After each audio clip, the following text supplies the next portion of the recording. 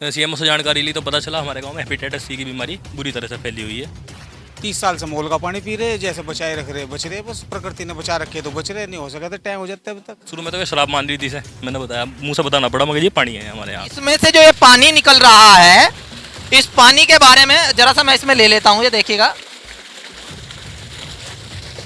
ये जो है ये पानी का कलर दिखाई दे रहा है, देसी दारू देखी है आपने? इस गांव में छोटे मोटे डॉक्टर वहीं तक सीमित है, बाहर उनका बहुत ही नहीं कि 500 रुपये फीस के देते डॉक्टरों की, मर रहे उनका पता ही कुछ नहीं। इस गांव में 80% लोग बीमार हैं इस पानी की वजह से।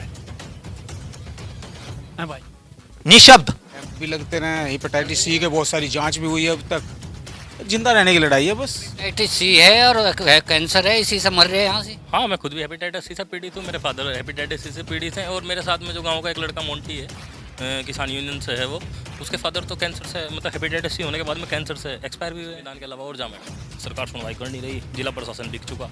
क्या तो इस तरह की खबरों को आप अपना दायित्व समझे, आप अपने ऊपर जिम्मेदारी समझे कि ज्यादा से ज्यादा बढ़ाएं और सोए हुए उन लोगों के कानों तक पहुंचाएं जिन्हें जिम्मेदारी दी। नमस्कार दोस्तों, मैं शाहिम हसन और आप देखना शुरू कर चुके हैं इंडिया प्लस न्यूज।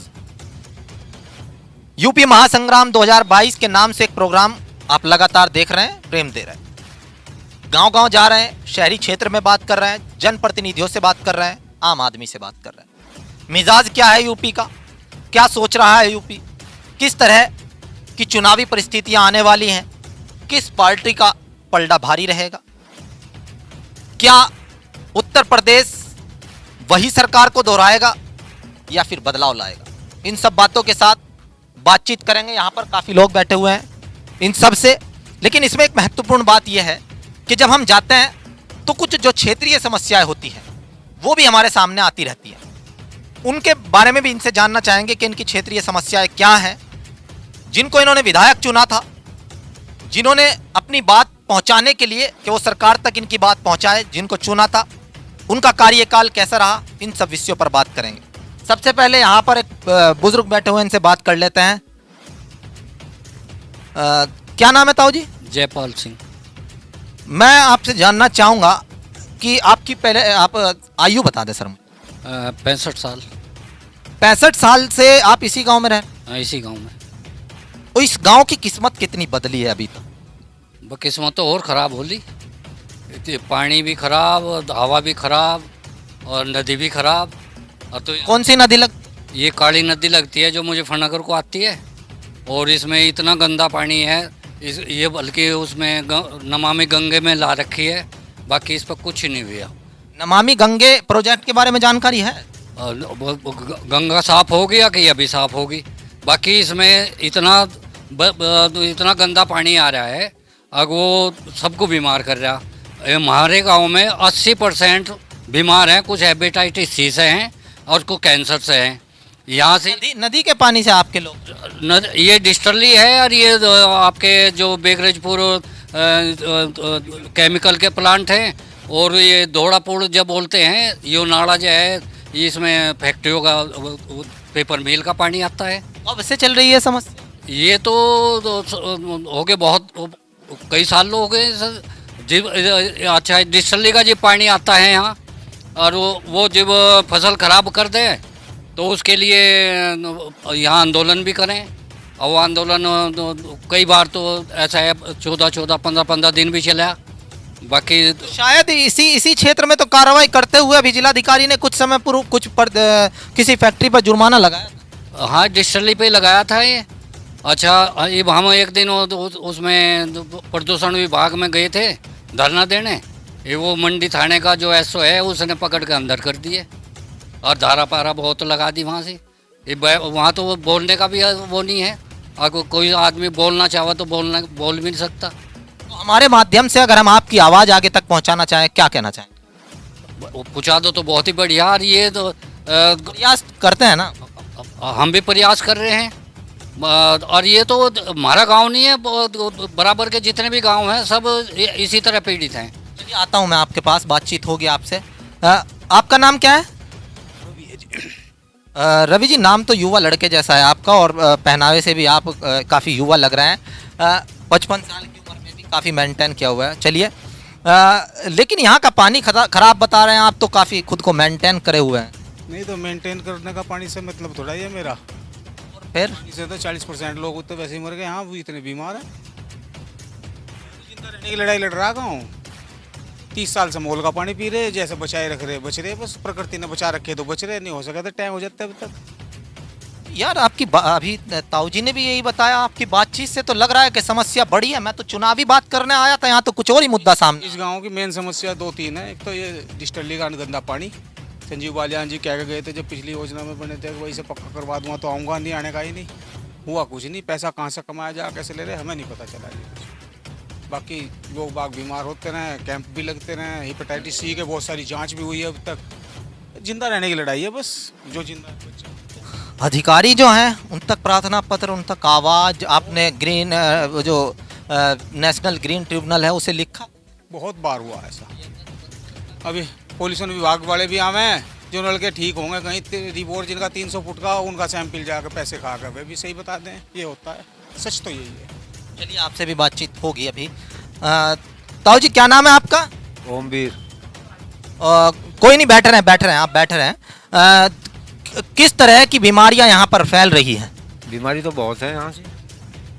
किसी की मृत्यु बहुत है, बहुत ही आदमी मर लिया। बुजुर्ग झूठ नहीं बोल सकते हैं। अगर किसी तरीके से इनकी कोई राजनीतिक वजह भी है, लेकिन बुजुर्ग का कहना है कि बहुत आदमी इस चीज से पीड़ित है। यहाँ पर मैं पहले बातचीत कर लेता हूँ, फिर मैं अपनी राय भी रखूंगा। आपका नाम क्या है जी? मुकेश जी, खड़े हो जाएंगे आप? मैं आपसे सवाल करना चाहूँगा कि उत्तर प्रदेश में चुनाव आ रहे हैं, आपकी क्षेत्रीय समस्याएं भी हैं, किसानों की समस्याएं भी हैं, कितना प्रभाव पड़ने वाला है आने वाले चुनाव? अब प्रभाव का तो देखो भाई, अब का जोर तो यो आग ना बनाया क्यों, अब का इन्होंने तो बिल्कुल ही वो कर रखा, कोई सुनवाई तो है ही नहीं कहीं। लोग तो कह रहे हैं कि सुरक्षा दी है। क्या सुरक्षा जी, जब हमारे यहाँ से पानी पर कोई वो नहीं ध्यान दिया जा रहा। एक यो फैक्ट्री लगी, इसका धुआं इतना गंदा, अब सांस लेना भारी हो रहा। कितनी फैक्ट्रियां होंगी आसपास? यह डिस्टिलरी की कई धुआं है जी, इसका इतना गंदा धुआं, अब सांस भी नहीं लिया जाता, सांस लेना भारी है। चलिए बात करता हूँ आपसे भी। दोस्त आपका नाम क्या? आदेश कुमार नाम है जी मेरा। आदेश, अगर हम बात करें, जैसे कि आप जानते हैं कि हमारे संविधान के अंदर व्यवस्था की गई है कि हमें स्वच्छ पानी मिलेगा, स्वच्छ हवा मिलेगी, यानी कि वो जीने के अधिकार में शामिल है। ये कर्तव्य जो ये संविधान ने हमें अधिकार दिए हैं, ये तो आपको पता हो? जी जी बिल्कुल पता है, लेकिन हमें तो नहीं मिल रहा है अधिकार।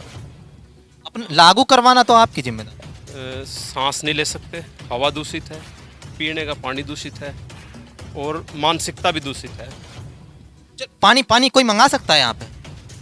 पानी है विशाल, यहाँ पानी तो कह नहीं सकते विशाल, पानी की बोतल का। चलिए मैं उसकी कहीं पे नल को चलवा के या कहीं से जैसे पानी निकलता है उसकी वीडियो यहाँ से मैं बनाऊंगा, अगर ऐसा कुछ है। लेकिन चुनावी चर्चा भी हम इस बीच करेंगे। ताऊ जी क्या नाम है आपका? धर्मपाल जी, यहाँ मैंने जितने लोगों से बात की, इनकी क्षेत्रीय समस्याएं, चुनावों पर इस समस्या कितना फर्क पड़ने वाला? चुनाव पर तो भाई सब समझ है सबकी, किसे दें वोट। समस्या जो है, इसकी समस्या का कोई प्रभाव पड़ेगा? अपने विधायक से मिले हों, यहाँ पर मंत्री भी हैं। पड़ेगा फर्क, आप समस्या सुनोगे तो फर्क पड़ेगा, नहीं सुनोगे तो नहीं पड़ेगा।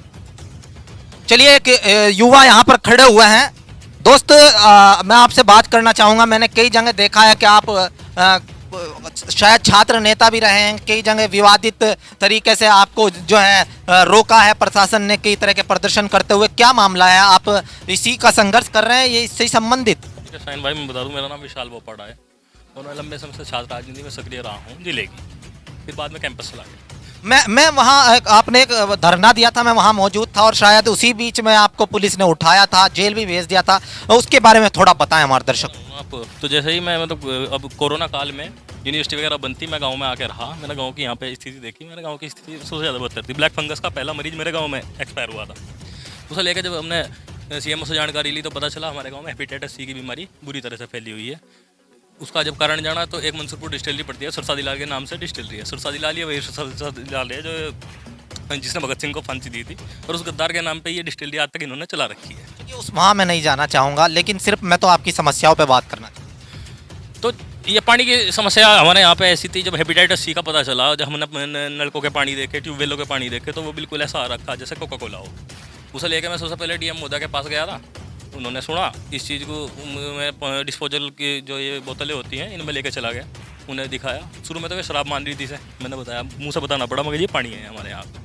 उसके बाद में पोल्यूशन डिपार्टमेंट को पकड़ा, पोल्यूशन ऑफिस पे एक दिन जाके हमने धरना चलाया ही था कि शायद इसी डिस्टिलरी से मिली भगत करके एक मंडी कोतवाल लगते हैं, नाम है उनका, मंडी जो कोतवाली पड़ती है उसके कोतवाल, उन्होंने इससे सेटिंग करके कुछ गिरफ्तारियाँ करी थी। मेरे साथ में एक आदमी की ऐसी भी गिरफ्तारी की है जिसके एक ही किडनी थी, और वो भी मेरे साथ ही छुट के आया है जेल। आप राजनीति करते हैं, सवाल मेरा अगर तीखा ना लगे तो मैं एक बात कहूँ, कहीं इस समस्या के पीछे राजनीति तो नहीं कर रहे आप? नहीं, इसमें राजनीति का क्या, मुझे इससे क्या लाभ आया ये बता। आपके बारे में भी सुना था जब आप जेल गए थे कि आप भी कुछ, आपको भी दिक्कत?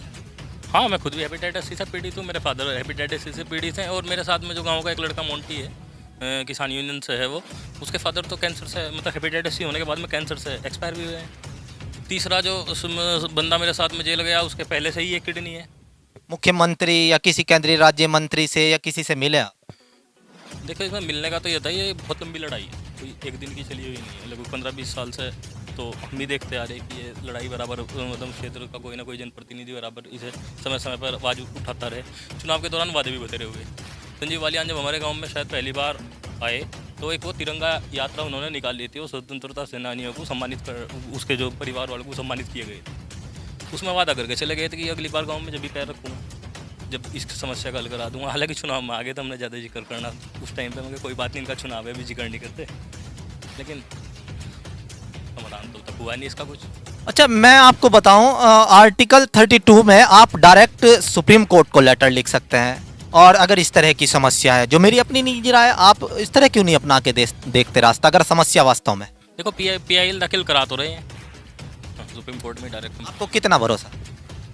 अच्छा, इसके बाद भरोसा तो ये है कि संविधान के अलावा और जामे सरकार सुनवाई कर नहीं रही, जिला प्रशासन बिक चुका, क्या करें। यहाँ पर बड़े गंभीर आरोप लगा रहे हैं। यहाँ पर एक और बुजुर्ग बैठे हुए हैं। ताऊ जी, आपका नाम क्या है? चांदवीर। चांदवीर जी, यहाँ अभी तक कितने युवा लड़कों को, जो अभी बताया कई प्रकार के गंभीर आरोप विशाल ने लगाए, कितने लोगों को समस्या है? सबको ये, हमारे को, हमें भी है। आपको भी दिक्कत ये है कि हम भी पीड़ित सी से, पूरा गांव में चमक नहीं रहा, लोगों का जुगाड़ ही नहीं, इतना जो कहीं इसमें आ जाए कैंसर से मरे। 50% आदमी बीमार है भाई। ये कहीं ना कहीं बड़ी समस्या है। और मैं अगर बात करूं, जी क्या कहना चाहते हैं आप? भैया, इस गांव में छोटे मोटे डॉक्टर वहीं तक सीमित है, बाहर उनका बहुत ही नहीं कि 500 रुपये फीस के देते डॉक्टरों की, मर रहे उनका पता ही कुछ नहीं। इस गांव में 80% लोग बीमार हैं इस पानी की वजह से। निशब्द, बोलने के लिए बचा ही कुछ नहीं है। संविधान कहता है आर्टिकल 21 में कि अगर आपको किसी तरह की समस्या है तो आप सीधा लेटर लिख सकते हैं। कई वाद मेरे याद आ रहे हैं यहाँ पर, कई प्रकार की रूलिंग सुप्रीम कोर्ट ने दी है, और PN भगवती जिन्होंने डायरेक्ट लेटर लिखकर PIL दाखिल करने का सिलसिला शुरू किया था, अभी विशाल कह रहे थे कि हम वो भी कर रहे हैं। अब सुप्रीम कोर्ट पर जो है इन्हें पूरा भरोसा है, और मैं चाहूंगा कि सुप्रीम कोर्ट इनकी सुनवाई करे। मैं सीधा आपको थोड़ी देर बाद इसके बाद मैं यहाँ से जो ट्यूबवेल है, जो नल हैं, उनका पानी मैं आपको दिखाऊंगा ताकि सत्यता की जांच हो सके। जैसा विशाल ने कहा कि वो उनको जिलाधिकारी महोदयाई दारू समझ रही थी, अगर इस तरह का पानी है तो वास्तव में बड़ी गंभीर समस्या है। जी, आप कुछ कहना चाहते थे? मगर यहाँ तो 90% को, अब लगा 80 क्या 90% को वो है। हाँ, सी हो रहा है, हेपेटाइटिस सी। जी, क्या कह रहे हैं आप? हेपेटाइटिस सी है और कैंसर है, इसी से मर रहे हैं यहाँ से। आप रह कहाँ रहे हैं? गांव में रह रहे। नहीं, आप जो है इसी ग्रह के निवासी हैं क्या? नहीं, हमारा तो उधर ग्रह ये दुनिया में ही रह रहे हैं ना आप? हाँ, दुनिया में ही। तो अधिकार तो आपको भी है, क्यों लड़ाई नहीं लड़ते आप? और कितने यहाँ से धरने और प्रदर्शन कर लिए, तो सब अपना दबा दें प्रशासन। ये बस ये आप हमारे जो इसके थे जिला पंचायत के सदस्य थे संजय राठी, उन्होंने 14 दिन प्रदर्शन चलाया था। ये वो फिर बाद में अकबर जिनकी फसल खराब हुई उन्हें तो किसी को दुगुना दे दिया, किसी को पूरा दे दिया और वो दबा दिया मामला। इसी तरह बहुत प्रदर्शन हो लिए। जिसकी फसल खराब हो जा वो डीएम दौरे जा, प्रशासन दौरे जा, उसे उसकी दबा दें आवाज़। आप बात करना चाहेंगे? क्या नाम है आपका? आपको तो दिक्कत नहीं है? दिक्कत है, आप भी गंदे नाले से है, इस फैक्ट्री से है, शुगर मिल से है, डिस्टिलरी से है। दिक्कत इतनी है यहाँ से गांव में जितने भी आदमी रह रहे हैं इनका जीना दूभर हो रहा। सुबह ही जब पूरब की साइड से हवा चलती है तो गांव में सांस लेना भारी हो जाए। ऐसा कोहरा सा हवा है, जहरीला धुआं इतना गहरा, अगर इसमें सांस लेना भारी। मॉर्निंग वॉक पर नहीं जा सकते बच्चे टहलने, जो बच्चे भर्ती की तैयारी कर रहे, अब वे वहाँ से जब सांस नहीं ले सकते, जो बच्चे भर्ती की तैयारी कर रहे वे रेस कैसे लगा देंगे जब उन्हें सांस नहीं आता सड़क पर। यहाँ से जो हमारे यहाँ के MP हैं, MLA हैं, वे आवे हमसे वादा करे, कहने लगे भाई इधर फैक्ट्री को बंद करवा देंगे या गंदा नाला बंद करवा देंगे। गंदा नाला तो बंद नहीं होता, उनसे बात करें, महीना बंद है चल दे। उनसे गाँव का छोटा सा प्रधान है वोट ले चल दे, कहने लगा वहाँ से भी महीना बांध ले। अब यहाँ से हमारा जो सर्वे सर्वा वो कोई है ही नहीं, जिस नेता पे हम भरोसा का वही नहीं हमारे साथ देता। भावनाएं इतनी ज्यादा उछल रही हैं इस समय कि शब्दों पे भी इंसान कहां तक नियंत्रण करे। लेकिन चलिए, हम चाहेंगे कि कहीं ना कहीं शब्दों का नियंत्रण आप बात करेंगे जी, आप करेंगे बात। क्या नाम है ताऊ जी आप? अमरपाल। अमरपाल जी, कितने बच्चे हैं? एक लड़का। एक लड़का। डर तो लगता होगा कि कहीं कुछ डर लगा। तो इस डर को आप अपने कहाँ इस्तेमाल कर रहे हैं कि किस तरह की लड़ाई लड़ रहे हैं? ये डर तो है, कोई सुना भी कोई सुनता, कोई नहीं सुनता, कोई अधिकारी नहीं सुनता, कोई विधायक तो मैं देखा ही नहीं। हाँ, विधायक तो आया ही नहीं वो पड़े में। कौन सी विधानसभा? खतौली विधायक नहीं आया, हमने देखा ही नहीं। आज लोग कौन विधायक हमारा, कहाँ रहा है वो? का नाम सुना है, कई लोगों से बातचीत हुई।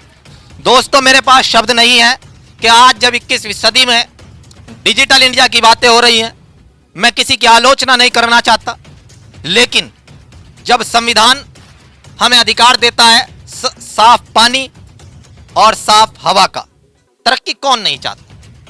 कौन नहीं चाहता कि हमारे क्षेत्र की तरक्की हो? कौन नहीं चाहता कि फैक्ट्रियों के माध्यम से रोजगार मिले? लेकिन किस कीमत पर? क्या अपनी जान को यूं कुर्बान करके? क्या दोस्तों, इस पर आवाज नहीं उठनी चाहिए? अगर आपको लगता है कि इस पर आवाज उठनी चाहिए तो इंडिया प्लस न्यूज चाहेगा कि आप इस तरह की खबरों को ज्यादा से ज्यादा प्रसारित करें। और चलिए, मैं आपको दिखा देता हूं कि किस तरह का पानी यहां पर निकल रहा है, किस तरह की इनकी समस्या है, कैसा वो पानी है, क्यों इतनी बीमारियां फैल रही है। अब मैं एक ट्यूबवेल पर पहुंचा हूं, किसान की ये ट्यूबवेल है और ये जो है आप जानते हैं किस काम आती है। जो ग्रामीण क्षेत्र के लोग हैं वो बखूबी जानते हैं कि ये सिंचाई के काम आती है और सिंचाई का बहुत अच्छा साधन है। लेकिन इसमें से जो ये पानी निकल रहा है, इस पानी के बारे में जरा सा मैं इसमें ले लेता हूं, ये देखिएगा। ये जो है ये पानी का कलर दिखाई दे रहा है, देसी दारू देखी है आपने? ये जब उसमें देसी दारू में जल मिलाया जाता है, थोड़ा पानी मिलाकर जो है पैक बनाया जाता है, बिल्कुल ऐसा पैक बनता है। और ये जो है सिंचाई इससे की जा रही है। इनसे भी बातें कर लेते हैं। आपका नाम? बिल्लू।